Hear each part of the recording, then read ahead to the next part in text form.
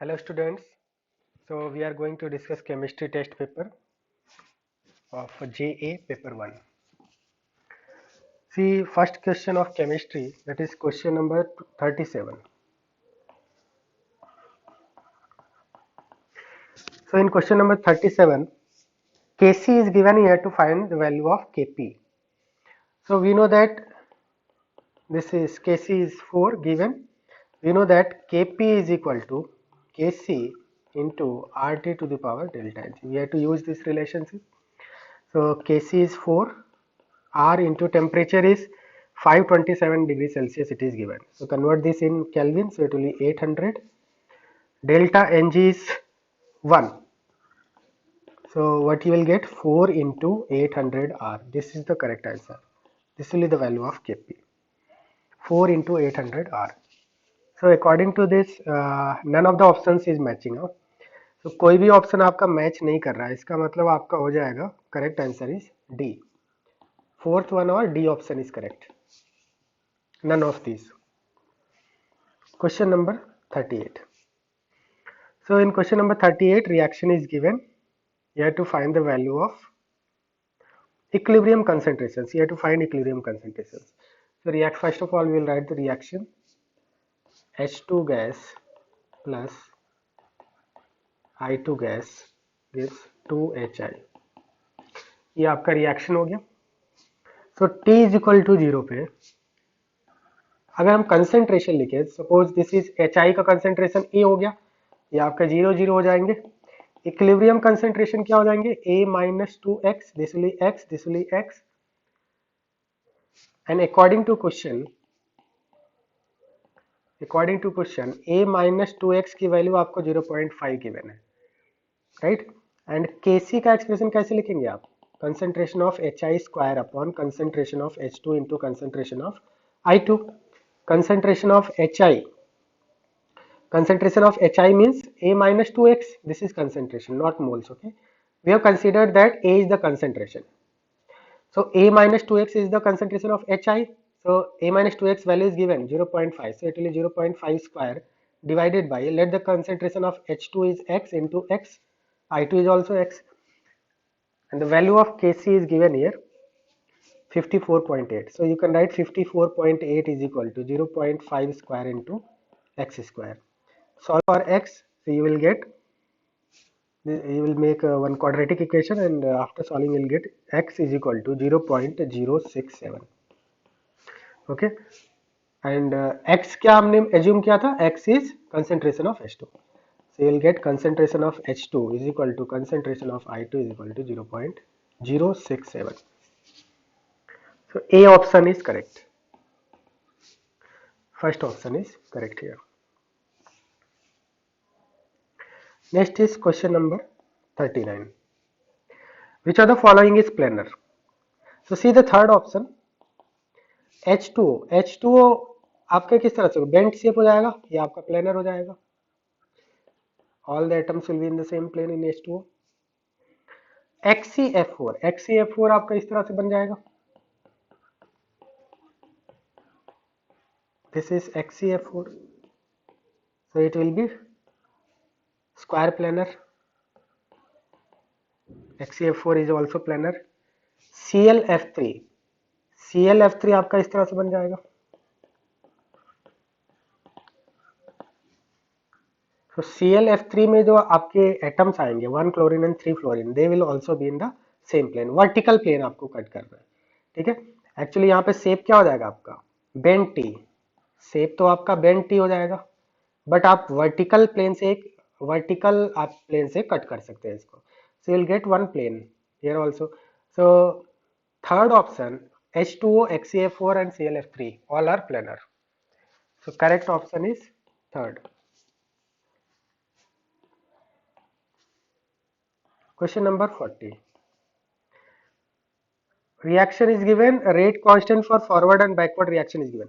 You have to find equilibrium constant. Since we know that equilibrium constant is Kf upon Kb. Rate constant, what is Kf? Velocity constant or rate constant for forward reaction divided by velocity constant or rate constant for backward reaction. So just take the ratio, you will get equilibrium constant. Kf is given 10 power minus 4, Kb is 2.4 into 10 power minus 2. Solve this, you will get 0.4 into 10 power minus 2, or you can write 4 into 10 power minus 3. So C option is correct. Question number 41. Equilibrium reaction is given here to find equilibrium constant. So H2 plus I2 gives 2HI. This reaction is given. Equilibrium moles are given 0.4, 0.4 and 2.4. These moles are given. So what will be the concentration, equilibrium concentration? Volume is given 5 liter. So moles को आप volume से divide कर दीजिए. Okay, so these are the equilibrium concentrations. Now Kc will be 2.4 divided by 5 whole square divided by 0.4 into 5, 0.4 into 5. So ये आपका हो जाएगा 2.4 into 2.4 divided by 0.4 into 0.4. After solving you will get 36. So A option is correct.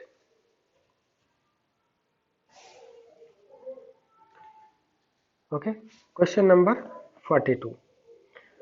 42 में reaction is given. First of all we will write the reaction. N2 plus 3H2 gives twice of ammonia. This reaction is given. And T is equal to 0 पे 1 moles आपके given है. 1 mole starting with 1 mole of nitrogen, 3 mole of hydrogen. At equilibrium 50% of each has reacted. So next step में आप क्या लिखते हैं 1 minus x, 3 minus 3x और ये आपका 2x हो जाएगा. And according to question 50% of each has reacted, that means 0.5 x की वैल्यू कितने हो जाएगा 0.5. Here 3 into 0.5, here 2 into 0.5. According to question 50% is reacted, that means 0.5 आपका react कर गया. So how much you will get here 0.5 and here 1.5 and 1. So total moles कितने हो जाएंगे आपके equilibrium पे? Total moles at equilibrium 1 plus 1.5 plus 0.5. So you will get here 3. Total moles is 3. Now we have to find the partial pressure of H2. So since we know that according to Dalton's law of partial pressure is equal to mole fraction into total pressure. So mole fraction of H2 means number of moles of H2 upon total moles into total pressure is given P. Number of moles of H2 equilibrium पे number of moles of H2 कितना निकाला हमने 1.5. So 1.5 divided by total moles is 3 into P. So how much you will get P by 2. Correct answer is P by 2.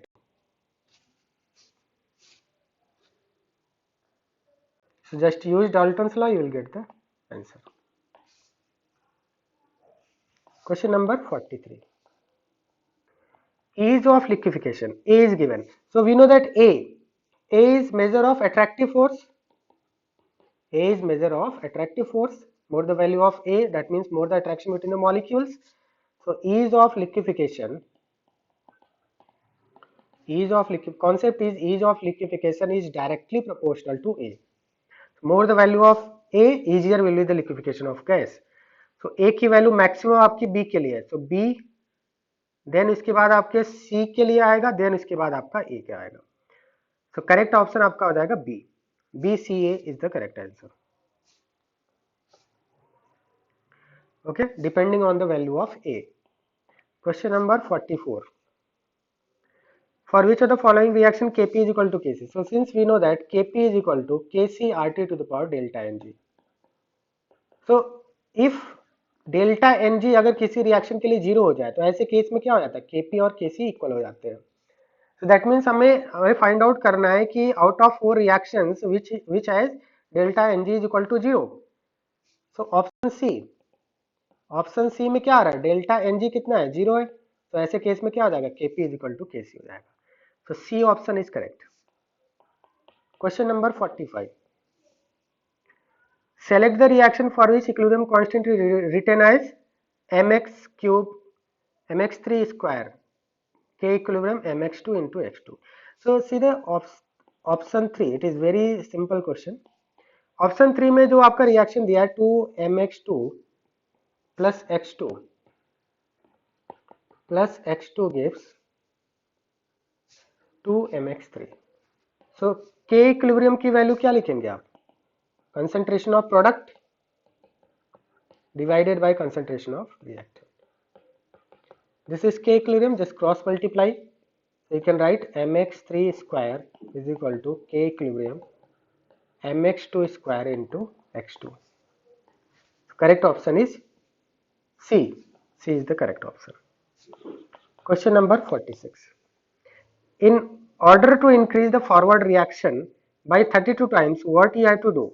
So 2A reaction is given, 2A plus 3B gives product. 2A plus 3B gives product. This is the reaction. Okay.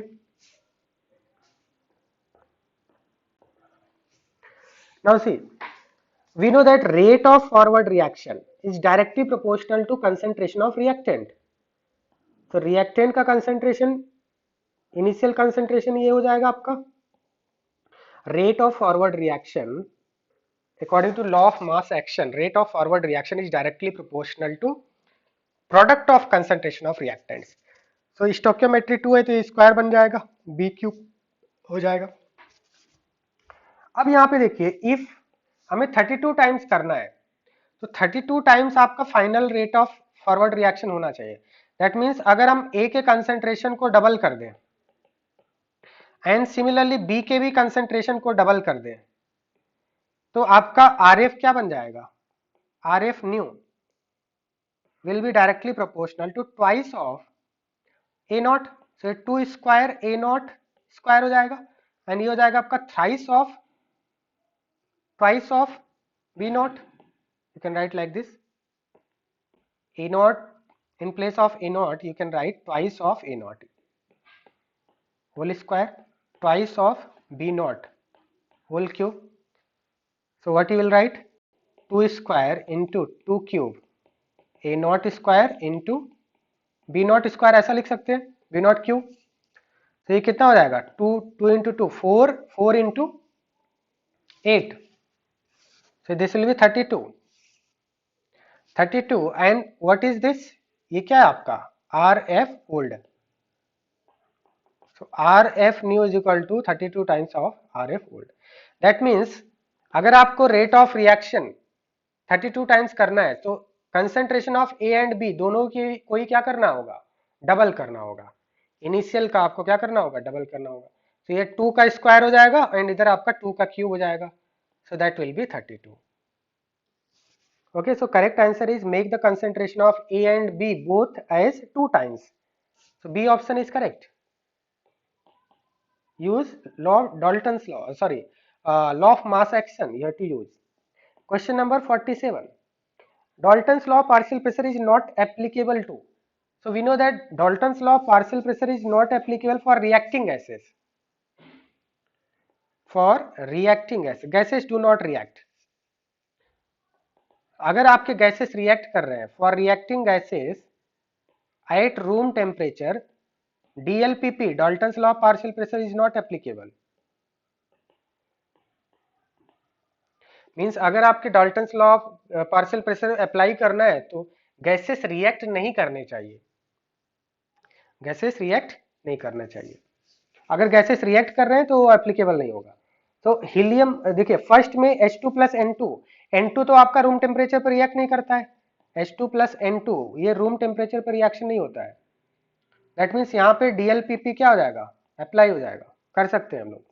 Second H2 plus Cl2 ये room temperature पर reaction हो जाता है HCl, तो यहाँ पे DLPP नहीं लगा सकते हम लोग. थर्ड में इसी तरह से H2 प्लस CO2 ये भी आपका रिएक्शन नहीं होता है तो आप यहाँ पे लगा सकते हैं. H2 प्लस हीलियम, हीलियम तो रिएक्ट नहीं करता है तो यहाँ पे भी रिएक्ट नहीं करेगा तो यहाँ पे भी DLPP लगा सकते हैं. सो जो आपका सेकंड रिएक्शन है ये रूम टेम्परेचर पे H2NCl2, सपोज आपने कंटेनर के अंदर H2NCl2 लिया है तो आपका HCl बन जाएगा. That means gases are reacting. So if the gases are reacting, you cannot apply Dalton's law of partial pressure. Question number 48. The active mass you have to find. So first of all, find the number of moles.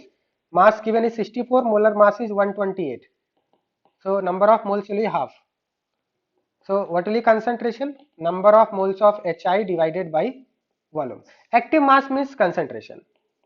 Active mass and concentration are same. ठीक है, you have to find concentration. Number of moles is 1 by 2, volume is 2, so you will get 1 by 4. That is 0.25 molar is the correct answer. Now see integer type question, question number 49. In P4O6 molecule, total number of POP bonds. So P4O6 structure will be like this. 4 phosphorus atoms are there and each phosphorus is connected by oxygen, one of the oxygen. ये आपका structure हो जाएगा P4O6 का. So you can count number of POP bonds 1, 2, 3, 4, 5, 6. Correct answer is 6. Question number 50. So in question number 50,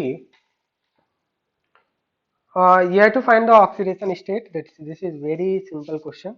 Na2S4O6 oxidation state कितना हो जाएगा भाई? X method 6 into 2 12 minus 2 10 10 by 4 2.5. Sulphur का ऑक्सीजन स्टेट कितना हो गया? 2.5. H2H2O5 यहाँ पे भी आप X मेथड से सल्फर का ऑक्सीजन स्टेट निकालेंगे. 5 into 2 10 10 minus 2 8 by 2 4 आ गया आपका. So X is 2.5, Y is 4. So X into Y 2.5 into 4, that is you will get 10. 10 is the correct answer. Just you have to find the oxidation state and multiply. Question number 51. P4O10. You have to find number of PO bonds which are shorter in bond length, means double bond. Double bond वाले क्या होंगे? Shorter होंगे. Single bond वाले longer होंगे. तो first will write the structure of P4O6.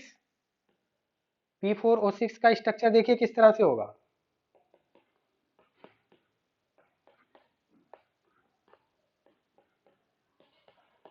Sorry, P4O10 बना रहे हैं हम लोग. This is P4O10.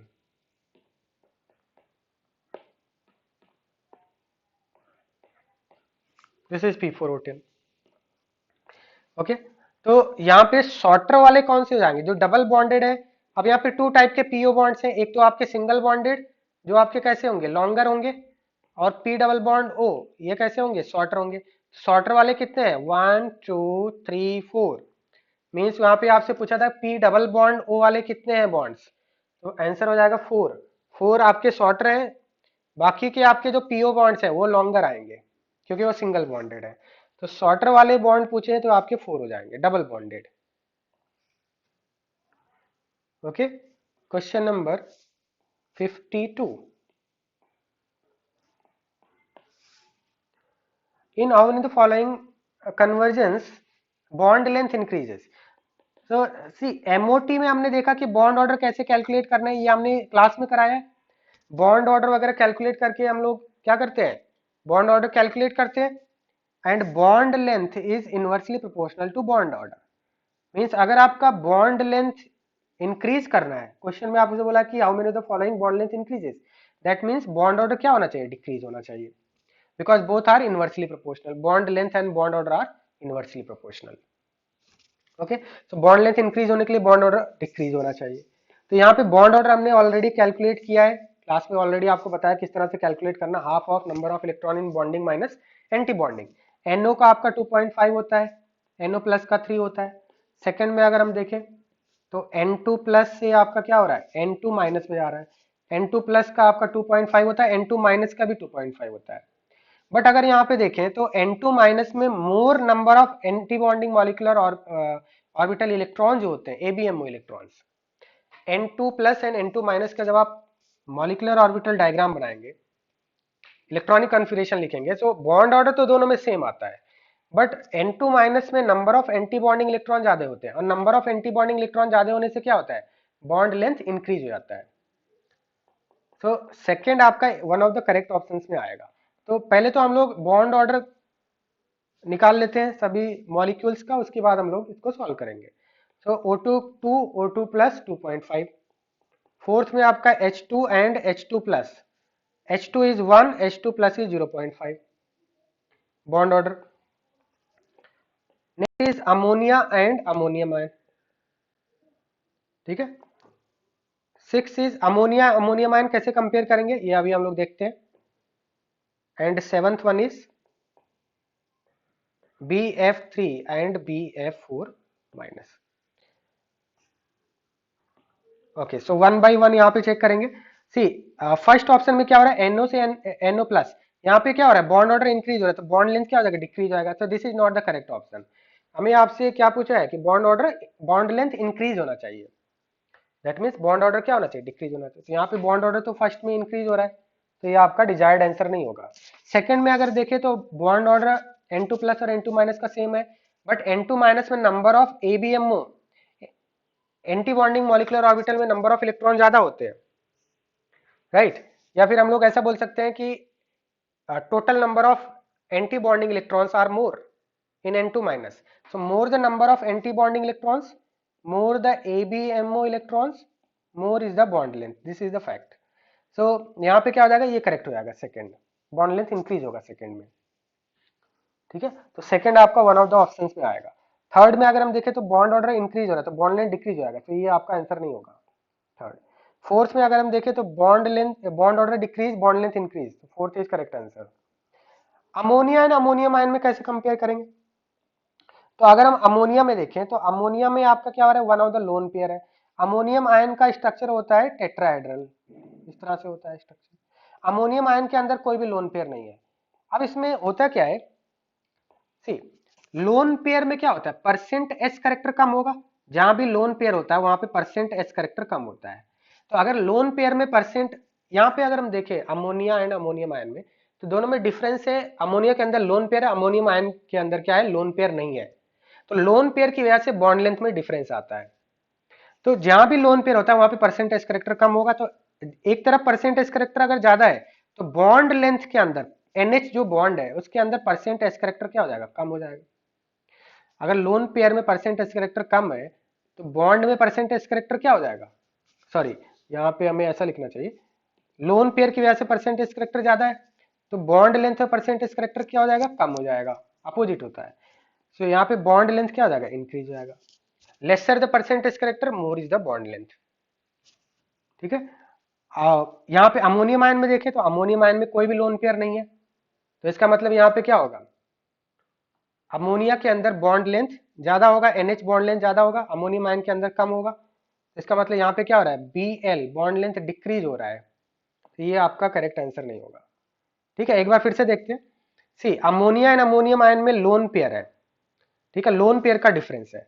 जहां पे भी लोन पेयर होता है वहां पे परसेंटेज करेक्टर ज्यादा होता है, और अगर लोन पेयर के पास होने की वजह से यहाँ पे परसेंटेज करेक्टर ज्यादा है तो बॉन्ड के अंदर परसेंटेज करेक्टर कम हो जाएगा। और अगर परसेंटेज करेक्टर जिधर कम होता है वहां पे बॉन्ड लेंथ क्या हो जाता है, इंक्रीज हो जाता है, क्योंकि बॉन्ड लेंथ और परसेंटेज करेक्टर क्या होता है, इनवर्सली प्रोपोर्शनल होता है।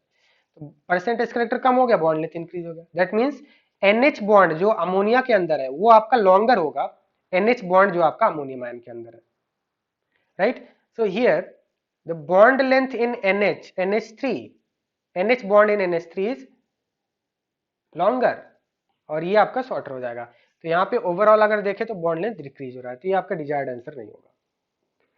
सेम कॉन्सेप्ट हम लोग लोन पेयर वाला लगाएंगे यहाँ पे अमोनिया एंड NH2 माइनस के अंदर। NH2 माइनस के अंदर कितने लोन पेयर हो जाएंगे, 2 लोन पेयर हो जाएंगे।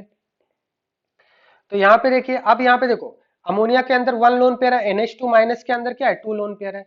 तो इसका मतलब यहाँ पे क्या होगा, लोन पेयर मैंने बताया लोन पेयर जिधर होता है उधर परसेंटेज करेक्टर ज्यादा होता है, तो बॉन्ड के अंदर क्या हो जाएगा, परसेंटेज करेक्टर कम हो जाएगा, और अगर परसेंटेज करेक्टर कम होगा तो बॉन्ड लेंथ क्या हो जाएगा, इंक्रीज हो जाएगा। इसका मतलब यहाँ पे क्या हो रहा है, बॉन्ड लेंथ इंक्रीज हो रहा है क्योंकि number of lone pair increase हो रहे हैं, right. BF3 and BF4 minus में अगर हम देखें, सो BF3 के अंदर क्या होता है, बैक बॉन्डिंग होता है बोरॉन और फ्लोरीन के बीच में, बैक बॉन्डिंग होता है, पार्शियल डबल बॉन्ड करेक्टर आता है। BF4 माइनस के अंदर ऐसा कोई भी बैक बॉन्डिंग नहीं होता है because octet is already completed.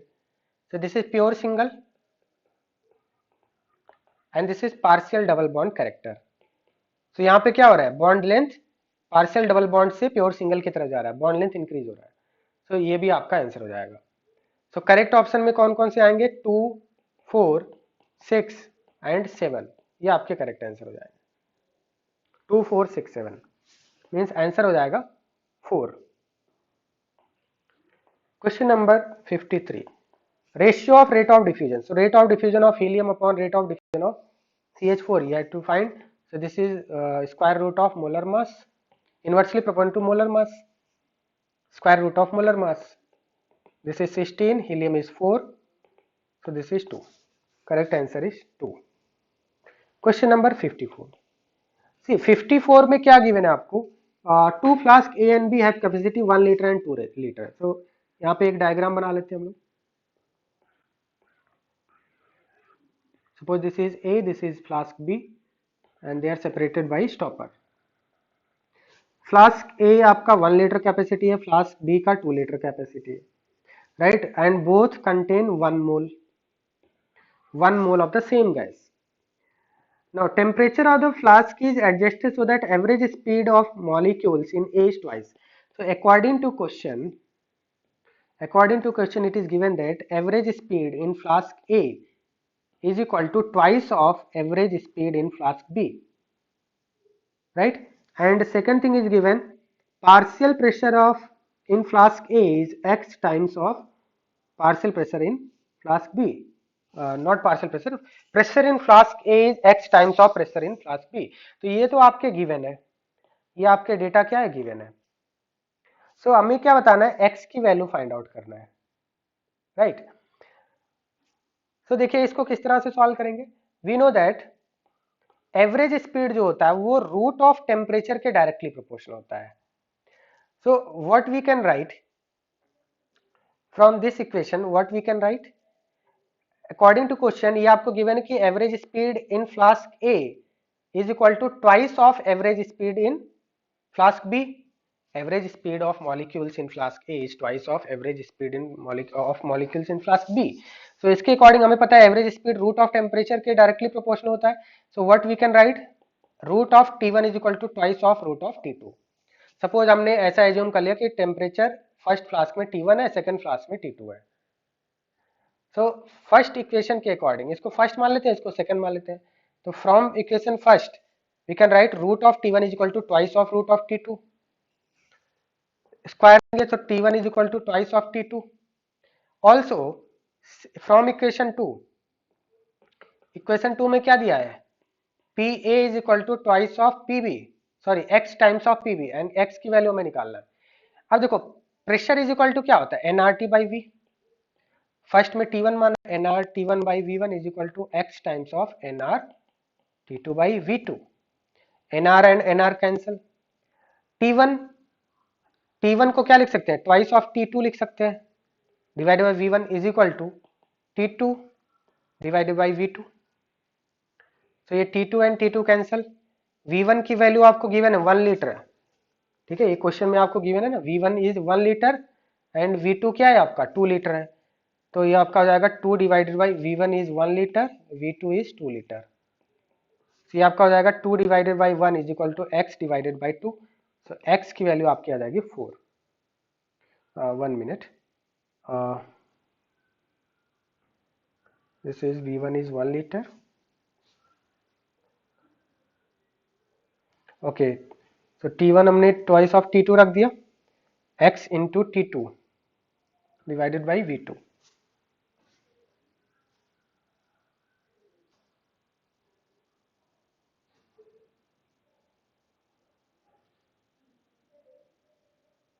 हाँ, यहाँ पे देखिए इसको अगर स्क्वायर करेंगे, यहाँ पे 4 आना चाहिए ना, हमने 2 लिखा है, स्क्वायर करेंगे तो यहाँ पे 4 आ जाएगा ना, 2 की स्क्वायर 4 हो जाएगा. तो यहाँ पे हमें क्या रखना चाहिए, 4 times of T2, so this is 4 time. Okay, तो यहाँ पे आपका 4 आ जाएगा. सो 4 इंटू 2, x की वैल्यू आपकी आ जाएगी 8, x is equal to 8. Okay, so this was the last question. I hope आपको समझ में आया होगा. Thank you.